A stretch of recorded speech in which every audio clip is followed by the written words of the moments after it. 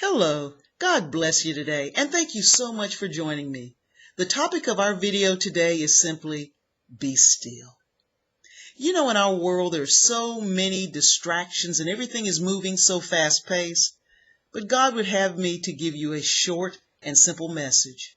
If you desire a relationship with the Lord that goes beyond the dry and the ordinary, intentionally set aside some time from your worldly routine and be still before the Lord. You know, we have an example of this in the Bible with Elijah. He was running for his life from a wicked woman named Jezebel. And in 1 Kings 19:11 through 13 it says, "The Lord said to Elijah, 'Go out and stand before me on the mountain.' And as Elijah stood there, the Lord passed by, and a mighty windstorm hit the mountain.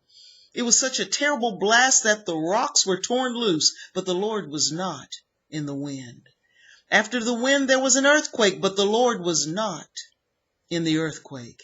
And after the earthquake there was a fire, but the Lord was not in the fire. And after the fire there was the sound of a gentle whisper, a still small voice. When Elijah heard that still small voice, he wrapped his face in his cloak and went out and stood at the entrance of the cave. And a voice said, 'What are you doing here, Elijah?'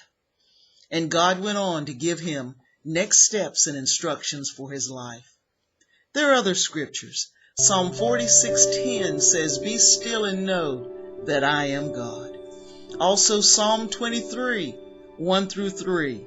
It says, 'The Lord is my shepherd, I shall not want. He makes me to lie down in green pastures. He leads me beside still waters. He restores my soul.'" God refreshes us in this stillness and quiet time before Him. Also Isaiah 30:15 says, "This is what the sovereign Lord, the Holy One of Israel says, 'Only in returning to me and resting in me will you be saved. In quietness and confidence is your strength.'"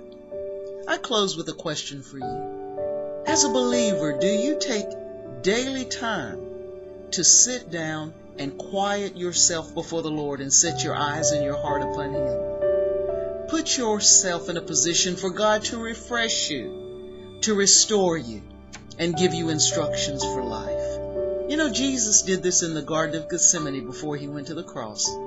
He was still before God and prayed to God, and God sent angels to refresh Him and restore Him.